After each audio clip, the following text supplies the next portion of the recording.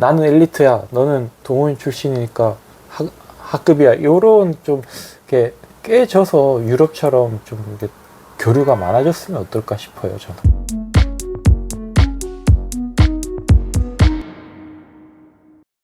저희 구독자들 처음 보시는 이제 이재민 선수, 스티 스미스 엘리트 팀의 이재민 선수입니다. 저희 필랩에서 후원하고 있고요. 안녕하세요.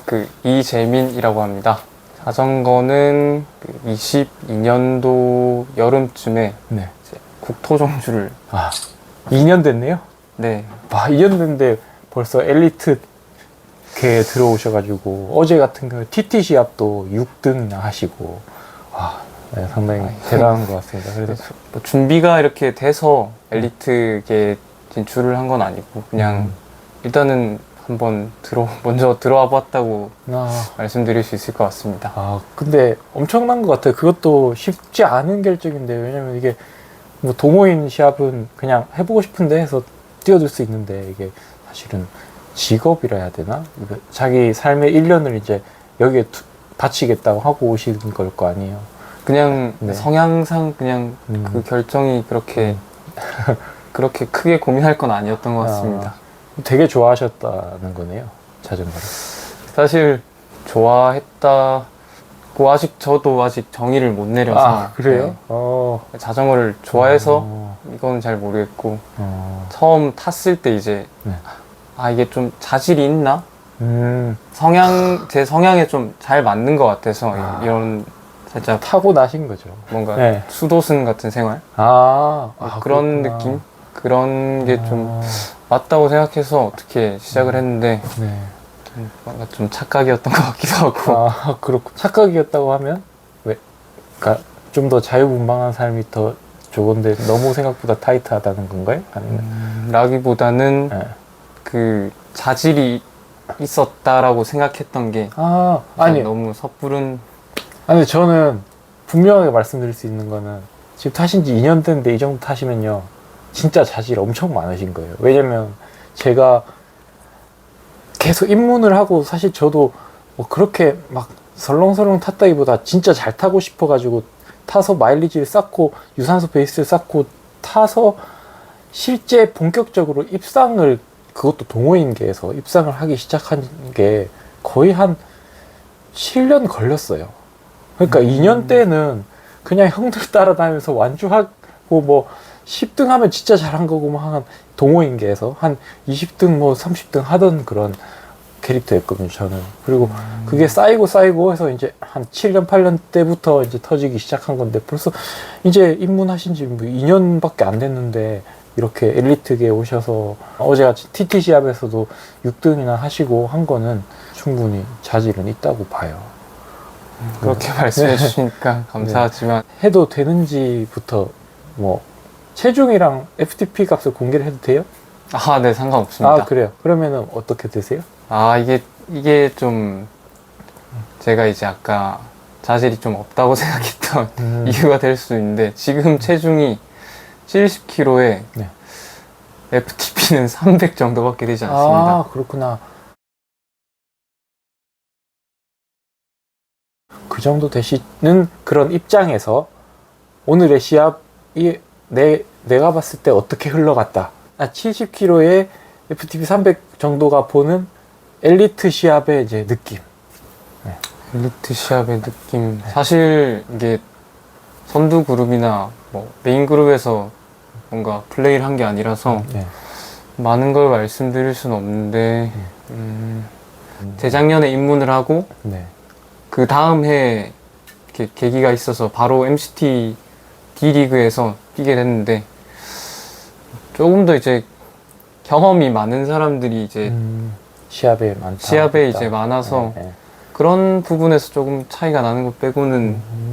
그렇군요. 이제 그러면 우리나라 이제 동호인의 수준도 상당히 올라왔다고 봐야 될 것 같아요. 선수들이랑 물론 최상급은 또 선수들이 너무 잘 타시기 때문에 저희의 상상을 약간 뛰어넘지만, 그래도 이제 그게 아니면 꽤 세지만 그래도 상급 동호인 정도면 그래도 생각해 볼 수 있는 레벨의 그런 시합이다라고 저는 느껴지네요. 그 정도면. 네, 저도 동의합니다. 네. 이전에 뭐 창녕 투어랑 창녕 엘리트 경기랑 이제 강진 때도 사실 동호인분들이 이제 나오셔서 네.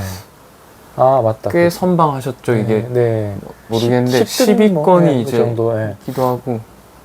근데 어젠가 공지가 났잖아요. 김천에서도 뭐 열린다고. 8월 네, 초에. 김천에서 네.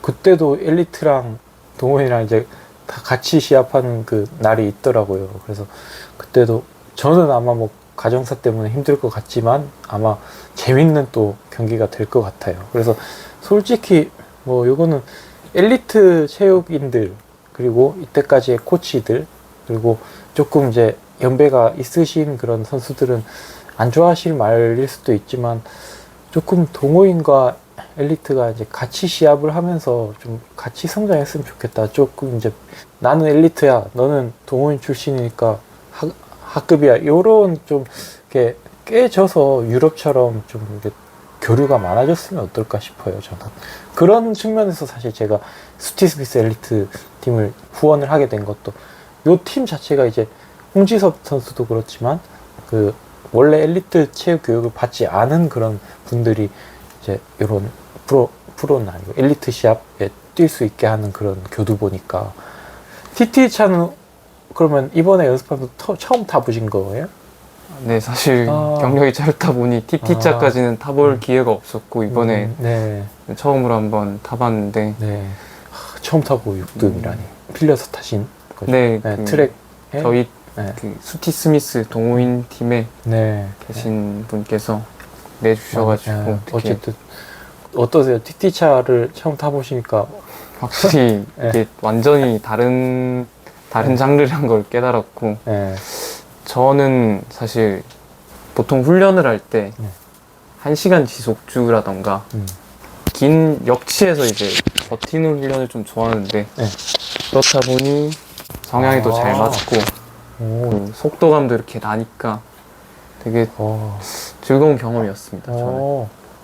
저는 사실은 체중도 있으시고 해가지고 원래 좋아하시는 쪽이 약간은 스프린트성인가 하고 추측을 하긴 했었거든요. 그게 아니라 약간 길게 독주를 좋아하시는 거예요? 근데 그 짧은 인터벌 훈련은 그 멘탈도 안 받쳐주고 좀 안 맞더라고요. 와, 그러면 이제 타고 나신 몸은 TT 스페셜리스트네요. 희망합니다. 네. 그러길. 네, 이따가 이제 향상될 수 있는 많은 방법을 저한테 물어보시면 같이 얘기를 녹음 끊고 하죠. 그러면 아하, 감사합니다. 네, 저한테 물어보고 싶은 거 자유롭게 하셔도 되고 뭐. 아하, 혹시 좀 메모장을 봐도 될까요? 네. 보급을 직접 네. 만들어 드시잖아요. 네. 그렇게 알고 있는데 네. 제조법이 혹시 어떻게 되는지 이게 기밀인지 기밀은 아닌데 요거는 어떻게 풀어야 되나? 일단 네. 제가 어떻게 하는지 네. 저는 그 말토덱스트린이랑 네. 그 결정 과당을 사서 네.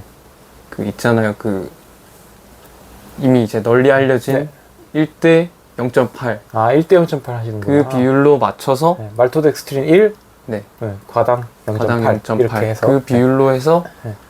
저기 그 이온 음료 게토레이를 제가 네. 좋아해서 네. 게토레이랑 해서 이렇게 혼합해서 먹는데 뭐 저는 네. 괜찮더라고요. 네. 네. 대표님이 혹시 제 레시피랑 크게 다르진 않은데요. 네. 한 가지 여쭤보고 싶은데 그러면 1시간당 그 몇 그램 정도의 탄수화물로 돼요? 총 그거 다 합하면? 그냥 존투 훈련을 할 때는 시간당 탄수화물 한 60g 네. 정도 기준으로 해서 먹고 레이스를 할 때는 젤을 좀 챙긴 다음에 네. 80g 정도를 맞춰서 이게 이게 그 물통에만 이렇게 채워서 먹으면 물이 너무 많이 들어가니까 소변이 마렵더라고요. 네. 네, 그렇군요. 뭐 거의 비슷한데요, 제가 하는 거랑. 근데 다른 점은 첫 번째로 저는 존투를 탈 때도 어쨌든 에너지 소모가 꽤 커서 네. 1시간당 한 80g 정도는 먹고요. 진짜 세게 타면 1시간당 탄수화물 기준으로 110에서 120g 정도를 먹어요. 그거는 이제 네. 왜 그런지 제가 알 것 같습니다. 네. 대표님이 네. 존투를 할 때 이제 더 네. 많은 출력을 그 에너지를 생산해서 아마 더 드셔야 되는 것 그럴 같고. 수도 있고 네. 제가 전투면 평균 파워가 한 낮으면 220, 높으면 250 정도 와트. 그렇죠. 저는 이제 전투로 탔을 때 네. 200에서 한 220 사이로 네. 타니까 아마 좀 덜 네. 들어가는 것 네. 같습니다. 근데 이게 약간 꼬리에 꼬리를 물 수 있는 게 그 상황에서 만약에 탄수화물이 시간당 70에서 80g으로 늘리면 전투 이때까지 하던 와트가 너무 쉬운데 하고 살짝 올라갈 수도 있어요. 오히려. 그거를 제가 이제 최근이라긴 그렇고 한 1년 전, 2년 전쯤에 이미 경험을 했기 때문에. 신기한데요. 네, 그래서 조금 몇 번 해보세요. 근데 만약에 그게 아니라 파워는 그대로고 배가 부르다 하면 그건 아닌 거죠. 네. 이게 네. 실제로 느낌이 파워가 좀 더 네. 올려도 되겠다 이런. 네. 전투를 할 때도 내가 어제까지 하던 전투에서는 210W에서 이렇게 쉽지 않았는데 하는 그게 올 수가 있어요. 탄수화물 좀 더 먹으면. 혹시 심박계를 사용하시나요? 심박계는 몇 년 전에 잠깐 또 썼었는데 제 파워만 봐도 다 알겠다 해서 안 써요. 저는 그러니까 저강도 트레이닝 할 때는 보통 심박을 네. 기준으로 이제 음. 거의 같은 환경으로 놓고 심박을 기준으로 해서 네. 이게 인지 강도라나 뭐 다리에 느껴지는 네. 부하 이런 거보다는 심박을 보통 보고 네. 타가지고 좀 그런 느낌 한번 맞아요. 심박을 신경 안 쓰고 그러면 다리에만 한번 집중해 보는 것도 네, 그렇게 하셔도 되지만 저는 말씀드릴 수 있는 건 만약에 탄수화물 부족 때문에 그 캡이 파워에 씌워져 있었다면 그러니까 말하자면 탄수화물을 60g 한 시간에 드시던 거를 80g, 90g으로 늘렸을 때 만약 전투가 더 올라갈 수 있는 상황이었다고 하면 탄수화물 더 드시면 심박도 파워가 10W 올라가는데 심박도 거의 거기서 그대로예요. 탄수화물 더 먹으면. 그러니까 지방을 대사를 시키느라 심박이 올라가기 시작하는 그런 게 있기 때문에 그래서 한번 드셔보시고 더 먹으니까 같은 심박에서 파워가 전투 심박에서 파워가 더 나오네? 그러면 그거 더 드셔도 되는 거예요. 정말 네. 흥미로운 네. 감사합니다. 이것도 사실 저도 그렇고 저랑 이제 친구이자 동료인 그 분이 롤라방 하시는 분도 그렇고 그랑스랑 막 다 따져가면서 막 이것저것 다 해보면서 체득을 한 것들이라서 여기서 어디서 뭐 구글링해서 찾지는 못하실 거예요. 그런 네. 상상도 못했습니다. 네, 네. 그리고 하나 저는 말토덱스트린이랑 설탕으로 해요. 왜냐면 설탕에 포도당이랑 과당이 다 들어있잖아요. 그래서 그거를 말토덱스트린 포도당만 있고 그래서 그걸 다 합쳐서 비율을 포도당 대 과당 비율을 맞춰야 되는데 그래서 저는 말토덱스트린 100g에 설탕 200g을 넣는다. 그러면 설탕이 100g, 100g 이렇게 있거든요. 포도당, 과당이. 그러면 오히려 이제 포도당 200, 과당 100 이렇게 남게 되는 거죠. 분해가 되면. 저는 그 비율로 먹어요. 그러니까 포도당 2, 과당 1. 1대 0.8 말고 저는 2대 1 비율. 2대1로. 네. 왜냐면 이게 사람마다 이거 뭐 효소 기전이나 이게 다 조금씩 다르기 때문에 어떤 그 메커니즘으로 에너지를 이제 쓰느냐가 다르기 때문에 1대 0.8이 더 맞는지 2대 1이 더 맞는지 조금씩 다를 거예요. 그것도 그렇다고 이제 스포츠 사이언스에도 조금씩 나오는데 그럼에도 불구하고 평균적으로 1대 0.8보다는 2대 1이 좀 더 맞다라는 게 제가 이때까지 공부를 하면서 내린 결론이에요. 2대1로. 네. 그래서 2대 1로 만약에 결정 과당으로 해서 2대 1로 맞추시면 그래도 될 것 같아요. 왜냐면 당도는 조금 더 떨어지니까 마실 때 너무 달다는 느낌은 또 없을 거고. 그거랑 혹시 뭐 네. BCA나 뭐 이런 류도 더 BCA에는 먹지 않아요. 저는 원래 제가 이제 15년 전에까지 헬스를 하다가 그 바디빌딩 쪽을 평생 할까 자전거를 탈까 하다가 자전거로 온 케이스인데 바디빌딩 했을 때 당연히 BCA 먹었겠죠.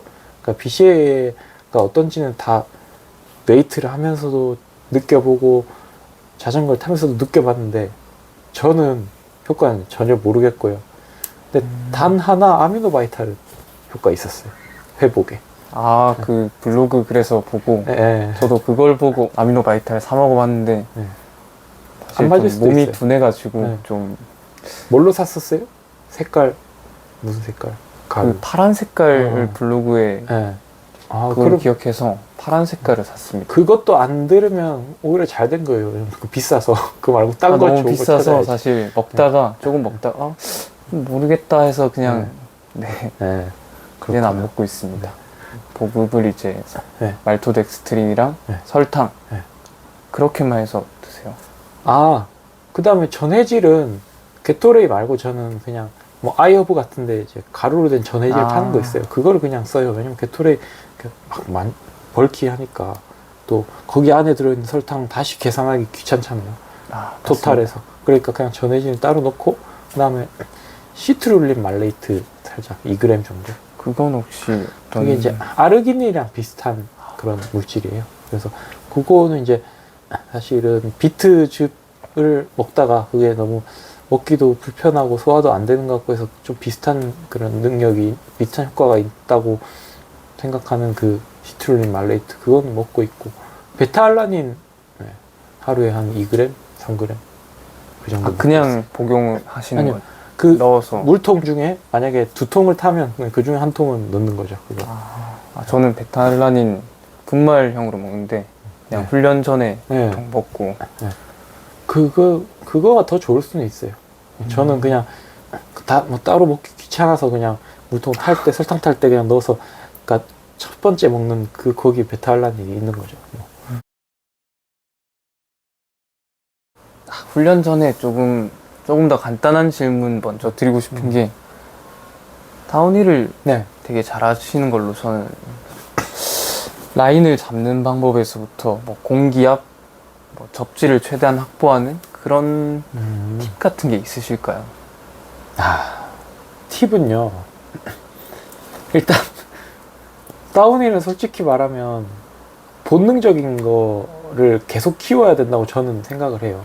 그러니까 예를 들어 우회전을 할 때 이론적으로 우회전을 할 때는 왼쪽 발과 왼쪽 다리로 자전거를 이렇게 눌러야 된다. 이거 머리로 배우는 거랑 실제로 그냥 여러 번 해보면서 아 이거구나 해서 깨닫는 거랑 다르거든요. 그러니까 타이어가 이렇게 기울여도, 많이 기울이면서 눌려도 안 미끄러진다는 거를 알게 되는 게 제일 중요하고.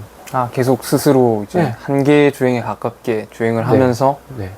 어느 정도까지는 충분히 소화할 수 있다. 한계 주행까지는 절대로 위험해서 권장하지 않고요. 네. 예를 들어 내가 100% 쓸 수 있는 다운힐 실력이 있고 101%가 낙차라고 치면 네. 한 7, 80% 정도 자기 안전하다, 꽤 많이 안전하다고 생각하는 정도에서 대신 거기 랩타임을 줄이기 위해서 많이 타보는 게 좋아요.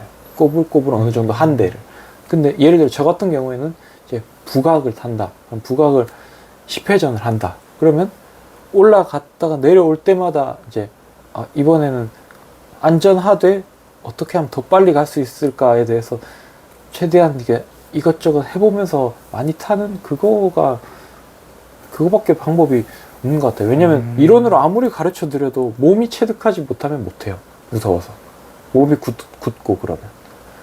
그리고 또 하나, 특히 앞 타이어의 공기압을 조금 낮추면 접지할 때 안정성이 많이 좋아져요. 그래서 이제 저 같은 경우에는 체중 70kg에 요즘 많이 뚱림들이 나오니까 뚱림의 25C 기준으로 앞에 한 68, 70 psi, 뒤에 한 75 psi 요 정도 넣고 타요. 그러면 이제 앞이 아무리 이제 많이 눕혀도 약간 찌그러는 질지어정 슬립이, 모래가 있지 않은 이상 슬립이 나진 않거든요. 그래서 뭐 앞 타이어 공기압을 너무 많이 쓰지 말라는 거, 그 다음에 다운힐을 체감하면서 다양한 자세로 많이 타면서 어떤 게 빠른지를 계속 생각하면서 많이 타는 거 말고는 글쎄요. 이론적인 거는 어차피 인터넷에 다 나와 있으니까 검색해 보시면 아는 거고, 저는 이 정도밖에 말로는 설명해 드릴 수가 없어요. 그리고 저는 다운힐을 그렇게 잘하는 건 아니에요.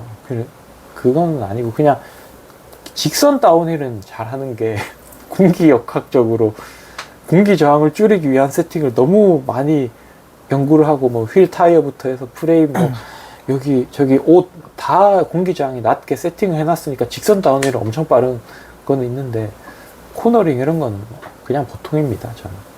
그러면 또 그게 궁금한 게 직선 다운힐에서 몇 킬로를 넘어갔을 때부터 이제 페달링을 안 하고 에어로 아. 자세를 취한 게 이득이 되는 이제 그건 이제 순간이 케바케죠. 그러니까 자기 뭐 몸 상태가 얼마나 좋으냐에 따라서 다르고 다 다른데 저는 대략 한 시속 70 그 정도 그 정도부터는 이제 네. 페달링을 하는 안 것보다 하고 그냥 최대한 에어로 자세 UCI 규정 내에서 에어로 자세를 그냥 취하는 게 낫다. 물론 페달링 이 상태에서 하면 좀 더 빠르겠죠. 근데 내가 예를 들어서 200W, 300W로 페달링 한다고 해도 그렇게 빠른 데에선 얻을 수 있는 시속 차이는 그렇게 크지 않잖아요. 아시다시피. 차라리 그냥 가만히 약간 힘 아끼다가 그 다음에 코너나 평지에서 더 힘을 그때 더 써주는 게 그때는 리커버리에 조금 더 집중을 하는 게 더 좋다고 봐요. 근데 그 기준이 저 같은 경우는 한 시속 70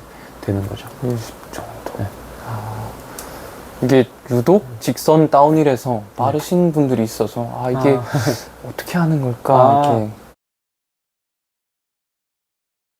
궁금하신 이제 여기 보고 계신 분들이 많이 궁금해하실 네. 어떻게 훈련하시는가. 저는 훈련 제대로 이제 못하고 있어요. 일한다고. 근데 만약에 맞습니다. 제가 시간이 많이 된다. 그러면 어떻게 훈련을 할 것 같냐 하면 그건 있죠. 그럼 그거에 대해서 답을 하면 돼요? 네, 부탁드립니다. 한 일주일에 몇 시간 정도 타요? 사실 지금 부상에서 돌아온 지 그렇게 오래되지 않아가지고 볼륨을 그렇게 많이 가져가진 않습니다. 한 12시간에서 네. 16시간? 네. 턱없이 부족하긴 한데 일단은 네, 그렇게 하고 있어요. 네, 그렇군요. 근데 이것도 이제 사람에 따라 워낙 이때까지 쌓인 마일리지, 예를 들어 부상에서 돌아오고 나서 쌓인 마일리지가 별로 없다거나 몇 년간 굉장히 많이 타서 이미 마일리지가 많다거나 이거에 따라 시작점이 다르니까 어떻게 훈련을 하느냐에 대한 답도 상당히 광범위한데 만약에 그 정도 케이스라고 하시면 저 같은 경우는 그렇게 하겠어요. 만약에 15시간, 주당 15시간을 기준으로 한다면 그 다음 주에는 16시간, 그 다음 주에는 17시간 해서 이제 버틸 수 있는 때까지 휴식제 없이 쫙 올려 볼 것 같아요. 제가 만약에 전업 선수면 그렇게 하면서 대신 맨날 세게 탈 수는 없죠, 당연히. 그러니까 그렇게 하면서도 일주일에 2번만 세게 타고, 그러니까 예를 들어 수요일, 토요일 세게 타고 나머지는 다 존2로, 그러니까 결국에 나중에 가면 막 25시간인데 존2를 20시간 타고 세게를 5시간 타는 게 되겠죠, 일주일에. 그러니까 2.5시간, 2.5시간 세게 타는 그런 식으로 저는 훈련을 할 것 같아요, 하면. 그러니까 하되 또 중요한 게 이제 존2 때 좀 너무 존1에 가까운 존2로 점점 간다기보다 볼륨이 나중에 20시간 이상으로 늘어나면 그렇게 하고 싶거든요. 존1 근처로 가고 싶거든요. 근데 그렇게 되면 이제 몸에 걸리는 점진적으로 부하가 점점 걸리는 게 별로 없으니까 최대한 그 존2의 중단 정도는 유지를 하면서 볼륨을 많이 높이면서 이제 인터벌 이틀은 최대한 충실하게 가져가는 그게 제일 좋은 것 같고요. 그리고 이거는 조금 특별한 얘기인데